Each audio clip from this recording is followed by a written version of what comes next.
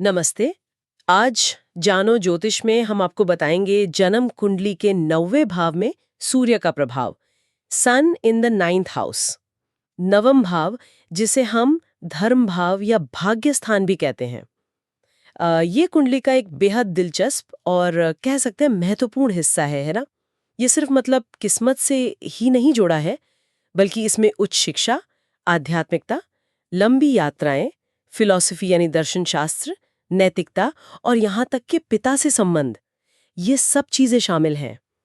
एक तरह से ये हमारे विश्वास और जीवन के जो बड़े उद्देश्य होते हैं ना, उनका ब्लूप्रिंट जैसा है।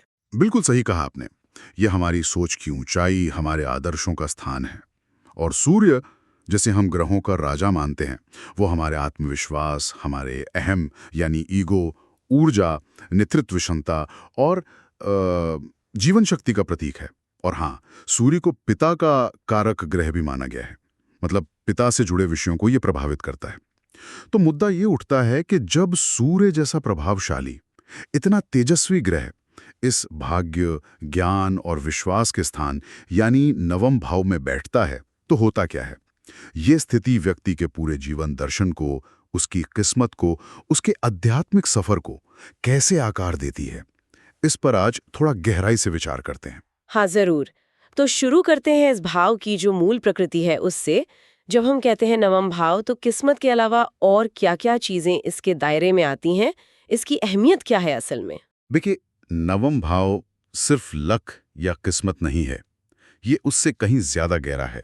ये है ज्ञान का घर, विशेषकर उच्च ज्ञान, जैसे यूनिवर्सिटी की पढ़ाई, फिलॉसफी, धर्मशास्त्र। ये हमारे बिलीफ सिस्टम्स का डोमेन है। हमारा धर्म, हमारी आध्यात्मिक सोच, हमारे नैतिक मूल्य, हमारे गुरु, हमारे शिक्षक, वो सभी लोग जो हमें जीवन में सही राह दिखाते हैं, वो भी इसी भाव से जुड़े हैं।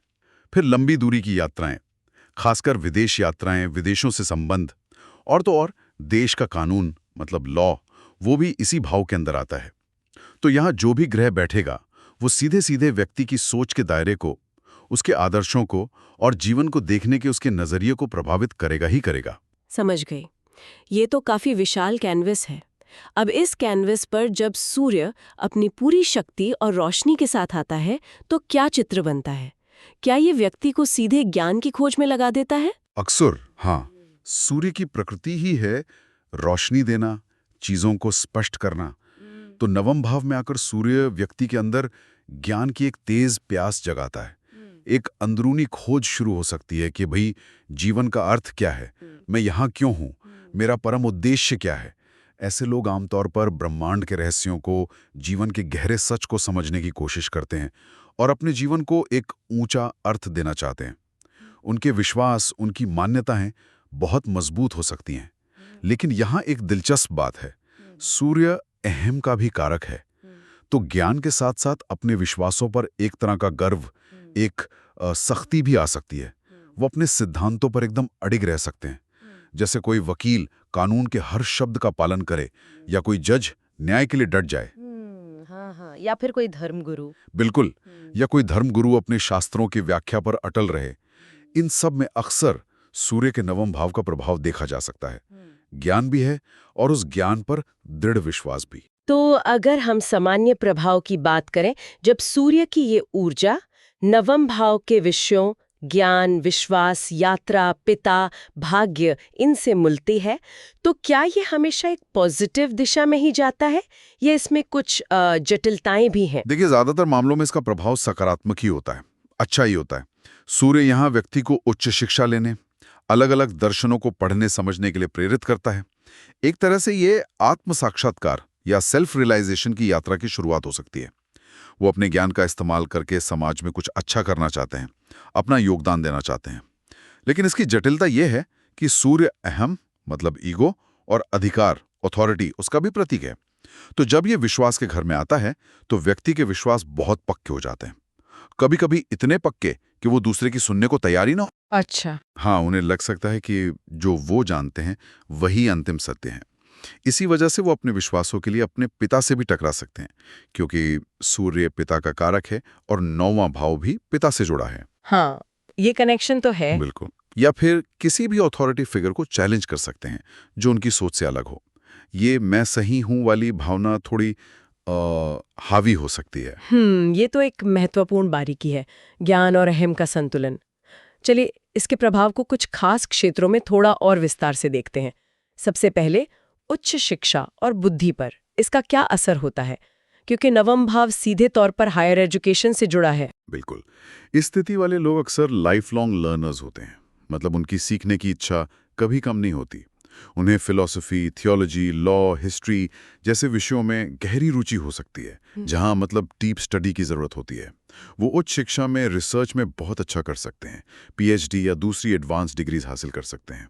और उन्हें सिर्फ ज्ञान प्राप्त करने में ही नहीं, बल्कि उसे बांटने में भी आनंद आता है। अच्छा, सिखाने में भी? हाँ, इसीलिए ये लोग अक्सर अच्छे शिक्षक, प्रोफेसर या मार्गदर्शक मतलब मेंटर बनते हैं। इंटेलेक्चुअल सर्कल्स में उन्हें मान सम्मान और प्रसिद्धि मिल सकती है। एक विशेष योग है बुध आदित्य योग। अगर बुध, जो बुद्धि का ग्रह है, वो भी सूर्य के साथ नवम भाव में हो, तो यह व्यक्ति की तर्कशीलता और ज्ञान को और भी बढ़ा देता है।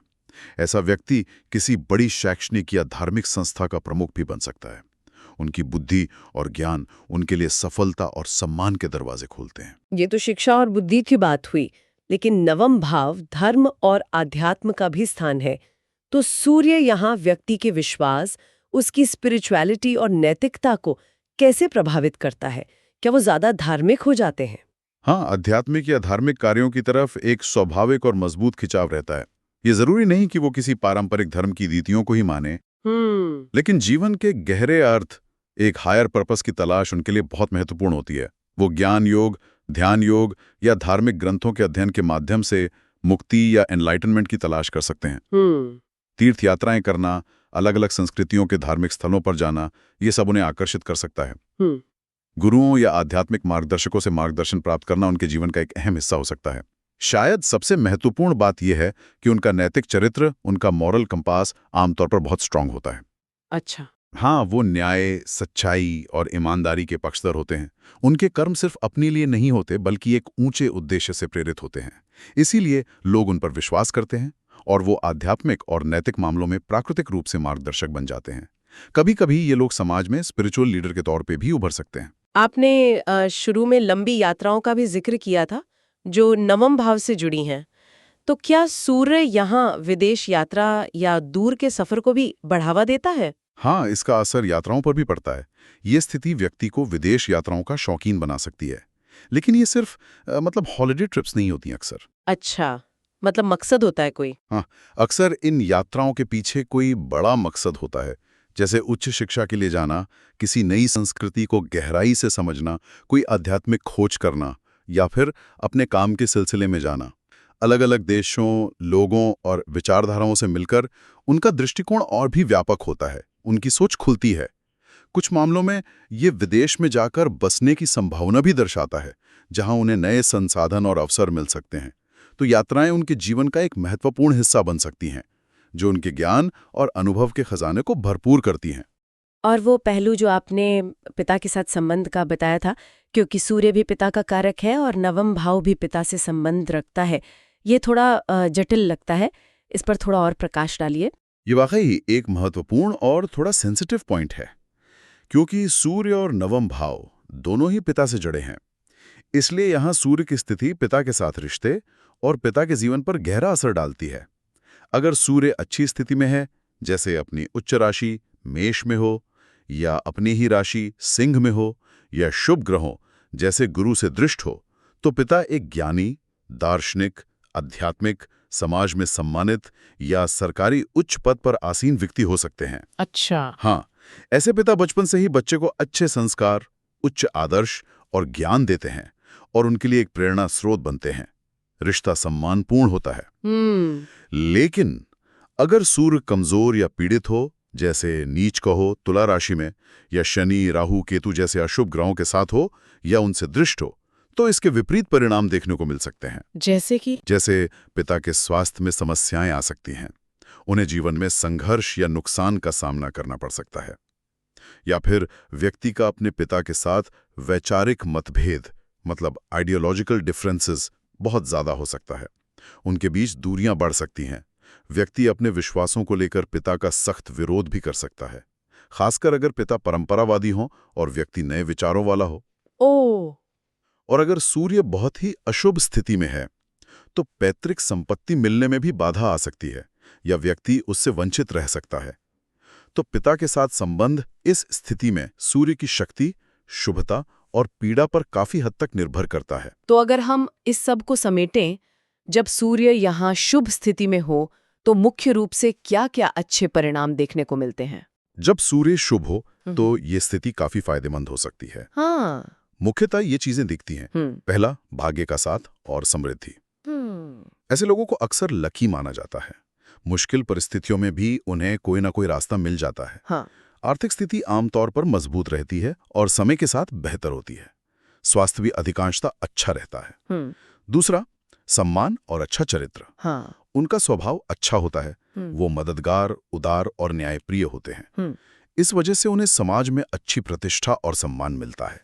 लोग उनके ज्ञान और विवेक का सम्मान करते हैं। हाँ। तीसरा, सरकार और अधिकारियों से लाभ। उन्हें सरकार, एडमिनिस्ट्रेशन या उच्च अधिकारियों से लाभ या सहायता मिल सकती है। राजनीति, समाज सेवा, शिक्षा या सरकारी नौकरी में अच्छा पद, नाम और सम्मान मिल सकता है। अच्छा। एक लाल किताब का बिंदु है कि अगर चौथा भाव खाली हो तो सरकारी लाभ में कुछ कमी आ सकती है, पर सामान्य तौर पर यह लाभदायक है। अच्छा, ये भी एक पॉइंट है। हाँ, चौथा, पारिवारिक सुख और कर्तव्य पालन। पारिवारिक जीवन भी आमतौर पर सुखद रहता है और वो अपनी जिम्मेदारियां प्यार और समझदारी से निभाते हैं। वो दान पुण्य में भी विश्वास रखते हैं। अगर सूर्य बहुत अच्छी तरह से स्थित है, जैसे भास्कर योग जैसा कोई योग बन रहा हो, तो व्यक्ति अत्यंत समृद्ध होता है और सभी उसे प्यार करते हैं। पैतृक संपत्ति का भी अच्छा हिस्सा मिल सकता है। एक और लाल किताब का नोट है कि अगर बुध 5वें घर में हो तो 34 साल की उम्र के बाद विशेष भाग्योदय की बात कही गई है। ये सब तो काफी आकर्षक लगता है, लेकिन जैसा हर स्थिति के साथ होता है, इसके भी कुछ पोटेंशियल पिटफॉल्स या चुनौतियां होंगी, खासकर अगर सूर्य अशुभ हो या व्यक्ति अपने ज्ञान का दुरुपयोग करे या अहम में पड़ जाए। हाँ, बिल्कुल। चुनौतियां भी कम नहीं हैं और उन पर ध्यान देना बेहद जरूरी है। सबसे बड़ी चुनौती है अहंकार या ईगो और ज्ञान का घमंड। जब व्यक्ति को लगता है कि वो बहुत ज्ञानी है तो उसमें एक श्रेष्ठता का भाव आ सकता है। वो खुद को दूसरों से बेहतर समझने लगता है और अपने ज्ञान या आध्यात्मिक उपलब्धियों पर गर्व करने लगता है। ये उन्हें लोगों से दूर कर सकता है और उनके रिश्तों में कड़वाहट ला सकता है। ये तो खतरनाक हो सकता है। बिल्कुल।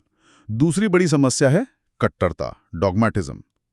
अपने विचारों और विश्वासों को लेकर इतने सख्त हो जाना कि दूसरों के दृष्टिकोण को सुनने या समझने से ही इनकार कर देना। वो अपने से अलग सोच रखने वाले लोगों, यहां तक कि अपने गुरुओं या अधिकारियों को भी चुनौती दे सकते हैं, जिससे बेवजह के विवाद और संघर्ष पैदा हो सकते हैं। ठीक है, और तीसरा, अव्यावहारिकता, इम्प्रैक्टिकलिटी। उनके आदर्श बहुत ऊंचे हो सकते हैं, लेकिन उन्हें रोजमर्रा की प्रैक्टिकल जिंदगी में उतारने में मुश्किल आ सकती है। वो दुनियावी या रोज के छोटे मोटे कामों को नीचा समझकर उनकी उपेक्षा कर सकते हैं, जिससे उनके प्रैक्टिकल जीवन में समस्याएं खड़ी हो सकती हैं। उनका हद से ज्यादा आशावाद भी कभी-कभी उन्हें वास्तविक सीमाओं और चुनौतियों को नजरअंदाज करने पर मजबूर कर सकता है। ओके। कुछ और नकारात्मक प्रभावों की बात करें तो लाल किताब के अनुसार ऐसे लोग कभी-कभी शक्की मिजाज के हो सकते हैं, मतलब जल्दी किसी पर भरोसा नहीं करते। अपने भाइयों से विरोध या मतभेद का सामना करना पड़ सकता है। एक चेतावनी ये भी है कि अगर व्यक्ति आलसी हो जाए और अपने ज्ञान या मिले हुए अवसरों का इस्तेमाल करने के लिए प्रयास ना करे तो ये शुभ स्थिति भी अशुभ फल देने लगेगी। मतलब कर्म करना जरूरी है। बिल्कुल। पार्टनरशिप के बिजनेस के लिए ये स्थिति आमतौर पर अच्छी नहीं मानी जाती। अगर सूर्य बहुत ही पीड़ित या अशुभ है तो व्यक्ति गलत कामों जैसे धोखाधड़ी या कानून के उल्लंघन में भी पड़ सकता है और इसके कारण भारी नुकसान उठा सकता है। अपने गुस्से में खुद को सही साबित करने की कोशिश में वो अक्सर अपना ही नुकसान कर बैठते हैं। और जैसा पहले कहा, पिता के स्वास्थ्य, धन और पैतृक संपत्ति पर बुरा प्रभाव पड़ना भी संभव है। ये बात भी महत्वपूर्ण है कि सूर्य नवम भाव में किस राशि में बैठा है। उस राशि का स्वभाव भी तो सूर्य के फल को प्रभावित करेगा ना? हाँ, बिल्कुल। राशि का स्वभाव सूर्य के प्रभाव को एक अलग रंग देता है। कुछ उदाहरण देखते हैं संक्षेप में। मेष राशि, यहाँ सूर्य उच्च का होता है। व्यक्ति अपनी दार्शनिक खोज में भी बहुत ऊर्जावान, जोशीला और नेतृत्व करने वाला होगा, पर जल्दबाजी में निष्कर्ष निकाल सकता है। अतीत को आसानी से छोड़कर वर्तमान में जीना पसंद करते हैं। अच्छा। सिंह राशि, यहाँ सूर्य अपनी ही राशि में है। इससे ज्ञान, आत्मविश्वास और नेतृत्व की क्षमता और भी बढ़ जाती है। व्यक्ति बहुत प्रभावशाली हो सकता है, लेकिन अहंकार भी उतना ही बढ़ सकता है। दोस्तों और रिश्तेदारों के प्रति समर्पित होते हैं, पर कभी-कभी उनकी सफलता से खतरा भी महसूस कर सकते हैं।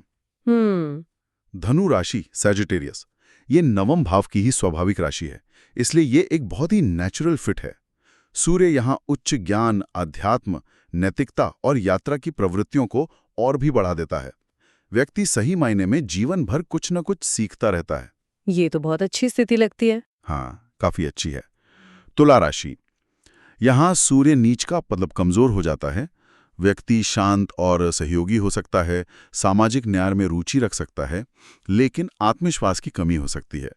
शायद अपने व्यक्तित्व को निखारने पर या रिश्तों पर ज्यादा ध्यान दे। भौतिकवाद की तरफ झुकाव थोड़ा बढ़ सकता है। हमेशा आकर्षण का केंद्र बनना चाहेगा, लेकिन अंदर से असुरक्षित महसूस कर सकता है। पिता से संबंधों में कमी आ सकती है। ओके। मीन राशि, पाइसिस, ये गुरु की जल तत्व राशि है। यहाँ व्यक्ति आध्यात्मिक और भावनात्मक एकता की गहराई से तलाश में होगा। रहस्यमयी अनुभवों, कला, संगीत या मानव सेवा की तरफ खिंचाव हो सकता है, लेकिन व्यावहारिकता की कमी हो सकती है और वो दुनियावी जिम्मेदारियों से दूर भाग सकता है। थोड़ा उलझावा महसूस कर सकता है। अभी तक हमने जन्म के समय की स्थिति की बात की, पर ग्रह तो हमेशा चलते रहते हैं। जब सूर्य गोचर में यानी ट्रांजिट में अस्थायी रूप से नवम भाव से गुजरता है, तब क्या अनुभव हो सकता है? सूर्य का नवम भाव में गोचर मतलब ट्रांजिट आमतौर पर एक सकारात्मक और राहत भरा समय माना जाता है, खासकर जब वो पिछले थोड़े कठिन माने जाने वाले 8वें भाव से निकल कर आता है। अच्छा, राहत मिलती है। हाँ, बिल्कुल। ये विकास, आशावाद और नए अवसरों का समय होता है। ऐसा लगता है जैसे रुकी हुई चीजें आगे बढ़ने लगी हैं, भाग्य साथ दे रहा है। इस दौरान ज्ञान प्राप्त करने, उच्च शिक्षा शुरू करने या उसमें प्रगति करने और आध्यात्मिक कार्यों में रुचि बढ़ती है। निवेश से लाभ मिल सकता है, आर्थिक स्थिति में सुधार के संकेत मिलते हैं। पिता, गुरुओं या मार्गदर्शकों के साथ संबंध बेहतर होते हैं, उनसे सहयोग और सलाह मिल सकती है। धार्मिक स्थलों की यात्रा या ज्ञान से जुड़ी लंबी दूरी की यात्राओं के योग भी बनते हैं। तो कुल मिलाकर ये गोचर आमतौर पर जीवन में विस्तार, प्रगति और सकारात्मक बदलाव लाता है। अच्छा, तो अगर किसी की जन्म कुंडली में सूर्य नवम भाव में कमजोर या अशुभ प्रभाव दे रहा हो, जैसा आपने पीड़ित सूर्य के बारे में बताया, तो क्या कुछ उपाय हैं जिससे इसके नकारात्मक प्रभावों को कम किया जा सके या संतुलित किया जा सके? हाँ, ज्योतिष में हर ग्रह के प्रभाव को संतुलित करने के लिए कुछ उपाय बताए जाते हैं। नवम भाव में सूर्य के लिए भी कुछ सामान्य और कुछ विशेष उपाय हैं। खासकर लाल किताब के कुछ अनोखे उपाय भी हैं। सामान्य उपाय, पहला और सबसे सरल है नियमित रूप से सूर्य की उपासना करना। जैसे सुबह उठकर सूर्य को अर्घ्य देना, सूर्य नमस्कार करना या गायत्री मंत्र या सूर्य के बीज मंत्र ओम हराम रीम रोम सह सूर्याय नमः का जाप करना। इससे सूर्य की सकारात्मक ऊर्जा बढ़ती है। दूसरा जो सबसे जरूरी है वो है अपने अहंकार पर काम करना, विनम्रता का अभ्यास करना, अपने ज्ञान पर घमंड न करना और दूसरों के विचारों के प्रति खुला दिमाग रखना। ये तो बहुत जरूरी है। हाँ, तीसरा दान करना, खासकर शिक्षा या अध्यात्म से जुड़े दान, जैसे जरूरतमंद विद्यार्थियों को किताबें या फीस में मदद करना, किसी धार्मिक स्थल पर सेवा या दान देना या गुड़ या गेहूं का दान करना जो सूर्य से जुड़ी वस्तुएं हैं। और लाल किताब के उपाय, वो थोड़े अलग होते हैं शायद। हाँ, लाल किताब के उपाय थोड़े अलग और कभी-कभी ज्यादा विशिष्ट होते हैं। एक प्रमुख उपाय है नदी में तांबे का सिक्का लगातार 43 दिन तक प्रवाहित करना। ये भाग्य को बढ़ाने और सूर्य के अशुभ प्रभाव को कम करने के लिए माना जाता है। दूसरा, मांस और शराब का सेवन बिल्कुल ना करना। ये स्थिति के लिए सख्त मनाही है। तीसरा, नीले या काले रंग के कपड़े पहनने से बचना, क्योंकि ये शनि के रंग हैं जो सूर्य के शत्रु माने जाते हैं। चौथा, चांदी का दान करना अच्छा माना गया है, लेकिन लाल किताब में यह भी कहा गया है कि चांदी दान में लेना नहीं चाहिए, इसका ध्यान रखें। अच्छा, ये ध्यान रखने वाली बात है। बिल्कुल। पांचवा, अपने गुस्से पर नियंत्रण रखना, ना बहुत ज्यादा गुस्सा करना, ना बिल्कुल दबा देना, एक संतुलन बनाना। एक और खास उपाय है पूर्वजों के बर्तन, खासकर पीतल के बने बर्तन का इस्तेमाल करना और उन्हें कभी बेचना या फेंकना नहीं। ये पूर्वजों के आशीर्वाद और भाग्य से जुड़ा माना जाता है। क्या कुछ जाने माने लोगों की कुंडली में भी सूर्य नवम भाव में देखा गया है, जिनके जीवन से हम इन प्रभावों को जोड़कर देख सकते हैं? हाँ, ऐसे कई प्रसिद्ध उदाहरण हैं जिनकी कुंडली में ये स्थिति पाई जाती है और उनके जीवन में इसके ट्रेट्स दिखते हैं। जैसे मदर टेरेसा, जिनका पूरा जीवन आध्यात्मिकता, मानव सेवा और अपने विश्वास के लिए समर्पित था। हाँ, बिल्कुल। मार्टिन लूथर किंग जूनियर, जिन्होंने धर्म, न्याय और ज्ञान के बल पर अमेरिका में सिविल राइट्स मूवमेंट का नेतृत्व किया। हॉलीवुड अभिनेता मैट डेमन भी इसका उदाहरण है, जिन्होंने अपने काम से काफी नाम और सफलता पाई है। अगर हम भारत में देखें तो पूर्व प्रधानमंत्री डॉक्टर मनमोहन सिंह, जो एक विश्व प्रसिद्ध अर्थशास्त्री और विद्वान हैं, उनकी कुंडली में भी ये योग है। अच्छा। राजनीति में पश्चिम बंगाल की मुख्यमंत्री ममता बनर्जी और तमिलनाडु की पूर्व मुख्यमंत्री जे जयललिता दोनों ही इस स्थिति के उदाहरण हैं, जिनके जीवन में नेतृत्व, एक मजबूत विचारधारा और एक बड़े उद्देश्य की झलक स्पष्ट रूप से मिलती है। इन सभी के जीवन में कहीं ना कहीं ज्ञान, विश्वास, उच्च आदर्श, नेतृत्व या एक ऊंचे उद्देश्य का प्रभाव बहुत गहरा दिखाई देता है। तो हमने देखा कि नवम भाव में सूर्य व्यक्ति को उसके विश्वासों, उसके ज्ञान और जीवन के एक ऊंचे उद्देश्य से बहुत गहराई से जोड़ता है। ये उसे एक दिशा, एक दृढ़ता और एक मकसद देता है, लेकिन साथ ही अहम और कट्टरता की चुनौती भी लाता है। ऐसे में ये विचारणीय बात है, खासकर आज के इस विविधता भरे संसार में, कोई व्यक्ति अपने अटल विश्वासों पर कायम रहते हुए भी दूसरों के अलग विश्वासों और सत्य का सम्मान करते हुए उनके साथ कैसे एक रचनात्मक और सम्मानजनक संवाद स्थापित कर सकता है। अपने ज्ञान और सत्य पर अडिग रहना और साथ ही विनम्र और ग्रहणशील बने रहना, इसके बीच संतुलन कैसे बनाया जा सकता है, ये शायद इस स्थिति की सबसे बड़ी आध्यात्मिक चुनौती और सीख है। बिल्कुल सही कहा आपने। ये वाकई सोचने वाली बात है। ओके, हमें उम्मीद है आज का ये विश्लेषण आपको पसंद आया होगा। हमारे चैनल को सब्सक्राइब जरूर करें। धन्यवाद।